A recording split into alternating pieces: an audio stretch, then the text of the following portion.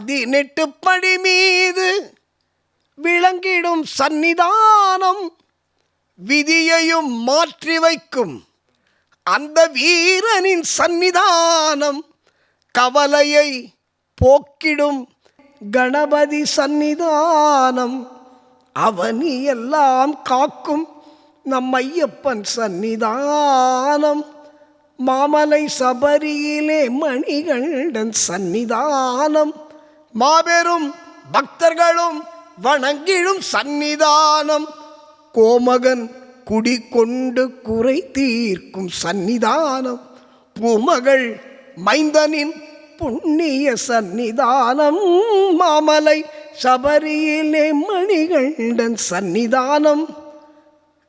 இதுதாங்க சபரிமலை. மேலே வந்து எல்லாருடைய சந்நிதானமும் இருக்கிறது.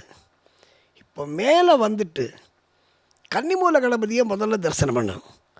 இன்றைக்கி பல ஐயப்பன்மார்கள் அதை பண்ணுறதில்ல. நேரம் ஐயப்பனை பார்த்துட்டு கீழே இறங்கிடுவான். சபரிமலைக்கு வந்தால் ஐயப்பனை பார்க்கணும், அந்த கணபதியை கன்னிமூல கணபதியை பார்க்கணும், பக்கத்தில் இருக்கிற நாகராஜர் சன்னதியை பார்க்கணும்.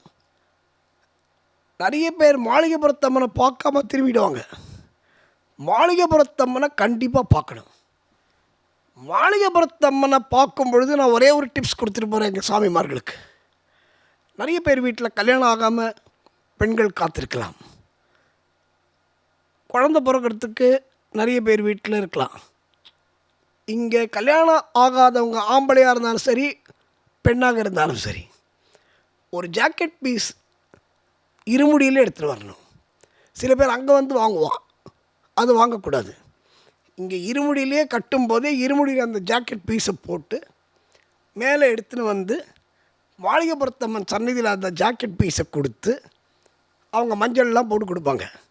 அந்த ஜாக்கெட் பீஸை திருப்பி வாங்கி பத்திரமாக அதே பயபக்தியோடு கொண்டு வந்து எந்த பொண்ணுக்கு கல்யாணம் ஆகலையோ அந்த பொண்ணு அந்த ஜாக்கெட்டை தைச்சி போட்டுண்டா கண்டிப்பாக திருமணமாகும், கண்டிப்பாக குழந்தைகள் பிறக்கும் என்பது சத்தியம்.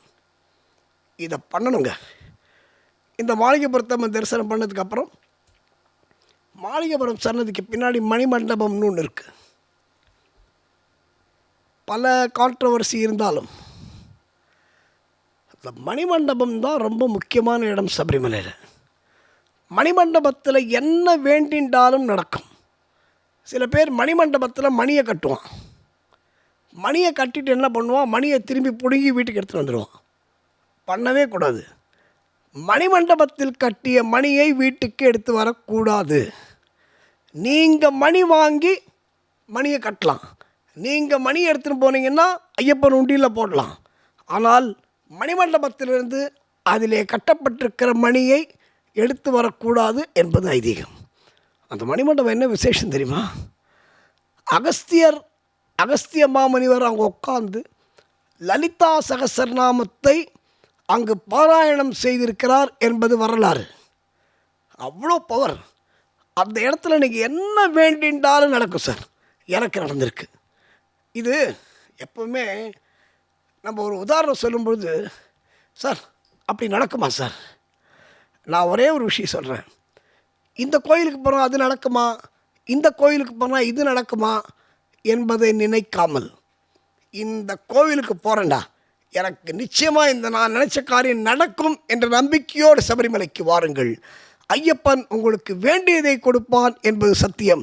காத்து ரட்சிக்கணும் கன்னிமார்களை கன்னிமூல கணபதியே, பார்த்து ரட்சிக்கணும் பரிவு காட்டணும் கன்னிமூல கணபதியே. நெய் மணக்குது மெய் இருக்குது சபரிமலையிலே, ஐயனே உந்தன் அழகை கண்டால் பக்தி பிறக்குது உள்ளத்திலே, ஞான சக்தி பிறக்குது உள்ளத்திலே. நெய் அபிஷேகம் செய்யும் போது மெய் சிலிர்க்குது மலையிலே, தையினிலே உந்தன் சன்னதி காண உள்ளத்தில் அவள் பொங்கிடுதே.